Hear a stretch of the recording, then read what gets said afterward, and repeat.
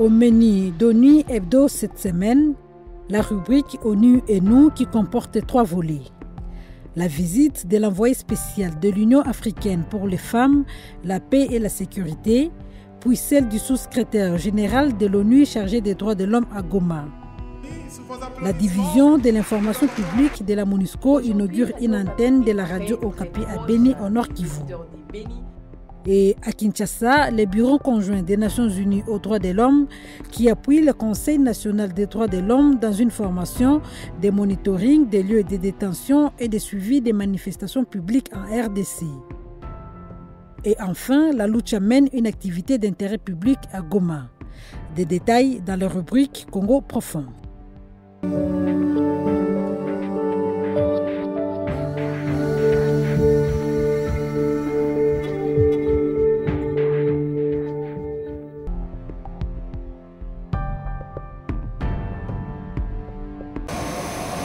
L'envoyé spécial de l'Union africaine pour les femmes, la paix et la sécurité, Bineta Diop, est arrivé le 22 novembre dernier à Goma. L'émissaire de la présidente de la Commission de l'Union africaine était en mission de solidarité et de soutien aux femmes et aux jeunes de la RDC. À Goma, Bineta Diop a rencontré les responsables du bureau de la MONUSCO Nord Kivu, les responsables de la section genre et ceux de la conduite et discipline de la MONUSCO. Donc je suis là pour faire écho au soutien aux femmes, mais également les femmes ont des initiatives heureuses. Et je suis là également pour voir les hôpitaux des femmes et voir aussi celles qui sont victimes pour qu'elles voient qu'on ne les oublie pas et qu'on veut qu'on remette en place, comme je dis, restaurer leur dignité. Voilà la motivation. Je suis avec une forte délégation, ambassadeur à Bari de l'Union africaine qui est avec moi, qui représente l'Union africaine à Kinshasa. Nous avons également Mme Asna Daoud, qui est ancien ministre de Djibouti, une très forte délégation qui m'accompagne et on est reçu chaleureusement par la MONUSCO et nous travaillons main dans la main avec la MONUSCO pour voir qu'est-ce que nous pouvons faire ensemble dans cette situation. Par ailleurs, la province du Nord Kivu a accueilli le 24 novembre 2016 Andrew Gilmour, le sous-secrétaire général des Nations Unies chargé des droits de l'homme. À Goma, les responsables onusiens ont notamment échangé avec le représentant des ONG de défense des droits de l'homme. Au cœur des échanges, la problématique du respect des droits de l'homme dans la province.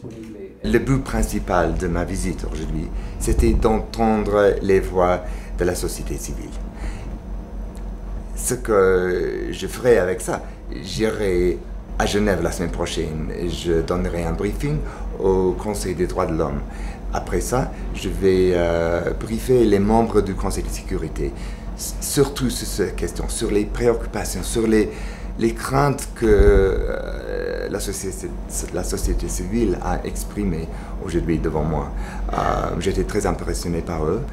Autre chose, j'aurai des réunions avec les membres du gouvernement et d'autres autorités congolaises.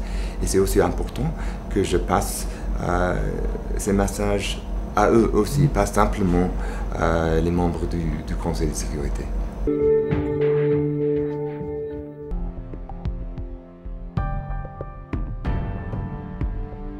Merci de suivre Radio Okapi en direct de Beni sur 92.0. La radio Okapi, radio de la paix, a désormais une antenne dans la ville de Beni. Nous serons en direct tout à l'heure avec l'équipe des Paroles aux auditeurs pour assister. Depuis le 14 novembre 2016, l'antenne émet sur la 92.0 FM. L'inauguration est intervenue le 11 novembre dernier à Beni Centre. Merci donc. Vous savez, la radio Okapi, la radio de la paix, n'appartient plus aux Nations Unies, mais au peuple congolais. Nous voulons surtout être à proximité de la population pour que la population en fasse usage, qu'on puisse entendre la voix de la population. Nous voulons que les populations s'en servent pour la sensibilisation parce que aujourd'hui, sans la radio, sans la sensibilisation, sans l'information, il est très difficile de pouvoir éduquer les populations. Donc vous savez bien qu'il y a une situation critique ici à Beni. Par la radio, nous pensons que nous pouvons contribuer à ramener la paix dans ce pays. Dans la foulée du lancement de la nouvelle antenne de Béni, le 11 novembre dernier, la radio Okapi a enregistré et diffusé sur sa nouvelle antenne les émissions Paroles aux auditeurs et Okapi Service. En direct de Béni, sous vos applaudissements, nous abordons la programme Pour la circonstance, les auditeurs de la radio onusienne étaient venus nombreux dans la salle Virum afin de participer aux enregistrements. Aujourd'hui, Radio Okapi est très proche des auditeurs de Béni. L'antenne de la radio Okapi de Béni a diffusé son premier décrochage local le 14 novembre 2016. Les auditeurs ont aujourd'hui toute l'attitude d'écouter la voix de la paix, suivre les journaux locaux en français et en swahili du lundi au vendredi de 17h à 17h30 avec une rediffusion tout le matin à 7h juste. Radio Okapi Béni est désormais en direct avec son nouveau studio. Nous pensons que par cette implantation, la population de Béni pourra être écoutée sur le plan local et national, voire même international.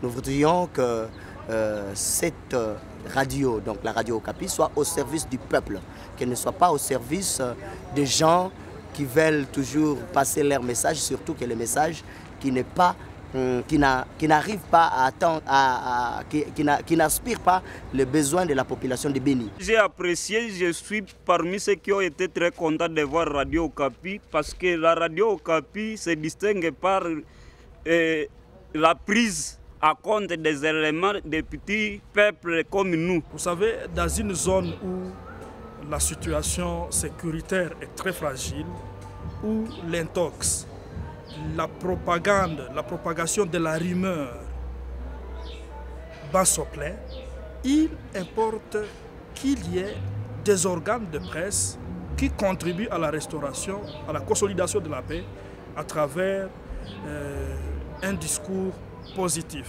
à travers une communication responsable, à travers la vraie information. Et donc la chronique est publiée. À noter que dans le sillage de l'inauguration de l'antenne de la radio Okapi de Béni, des journalistes locaux ont reçu une formation de 3 jours dispensée par des professionnels de la radio de la paix sur les techniques d'animation radiophonique. Parce que quand on écoute, il faut que l'auditeur se retrouve. J'ai dit que par la voix, on peut captiver l'auditeur.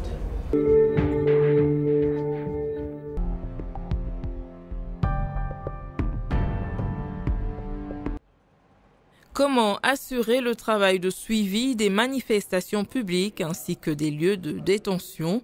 C'est la question au cœur de la formation organisée par la Commission nationale des droits de l'homme avec le soutien technique du Bureau conjoint des Nations unies pour les droits de l'homme.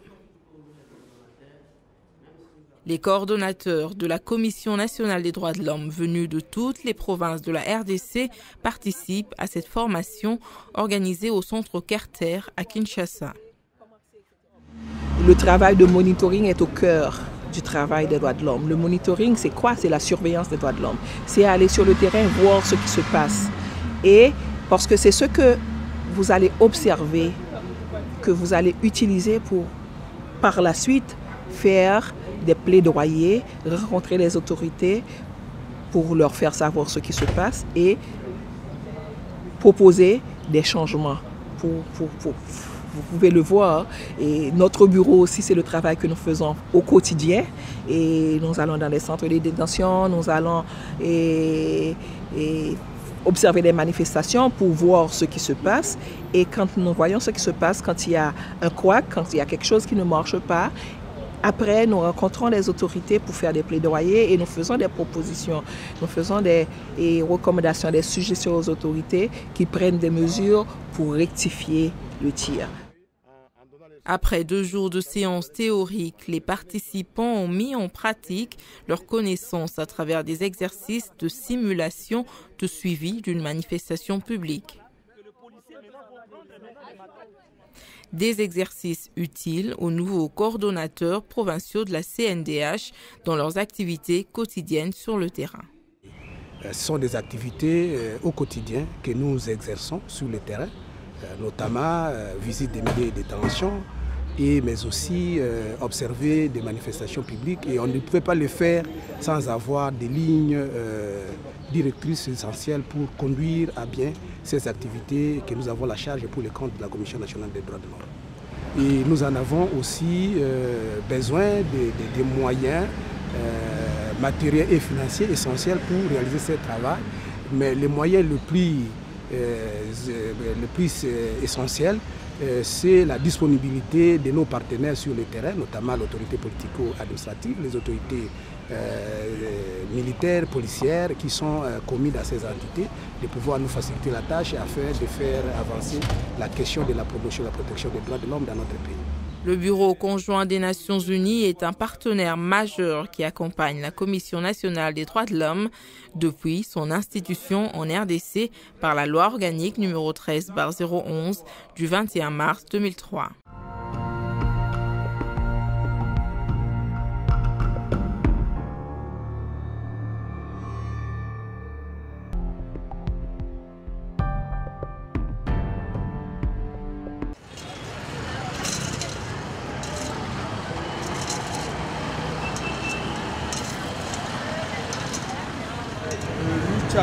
Nous sommes venus répondre à l'appel du maire de la ville.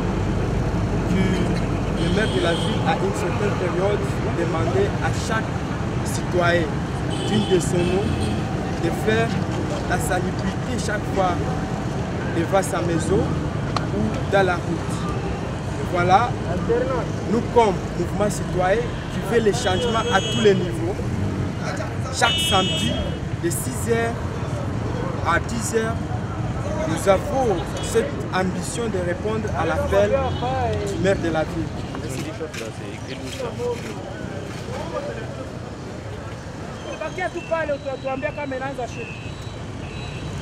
Nous le faisons, ce n'est pas pour satisfaire l'autorité qui l'a demandé, mais c'est plus pour satisfaire la population et aider à ce que cette population soit plus responsable de voir qu'il y a des gens qui peuvent faire des choses, pas parce que vous êtes payé, pas parce qu'on vous l'a demandé, mais parce que vous êtes conscient que cela est plus bénéfique pour vous.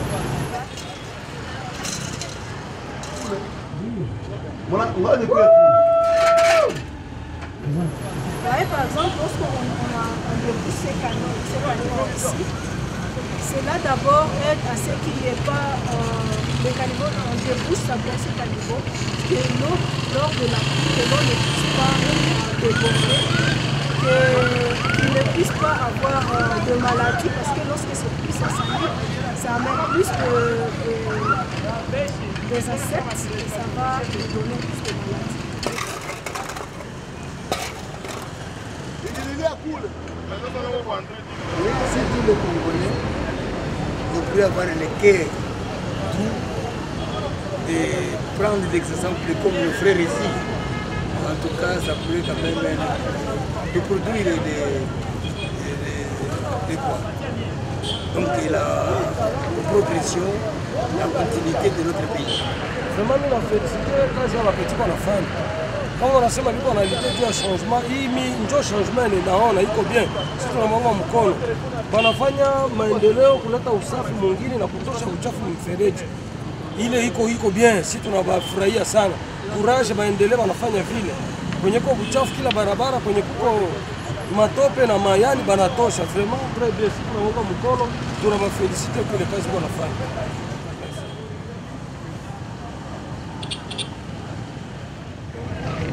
La lutte a commencé à faire les salongos, il y a un changement.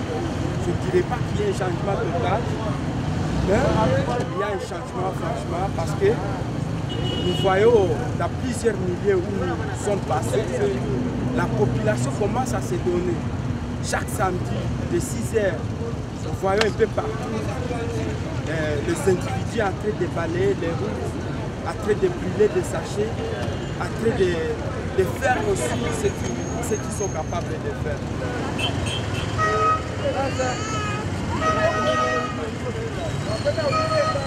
Mais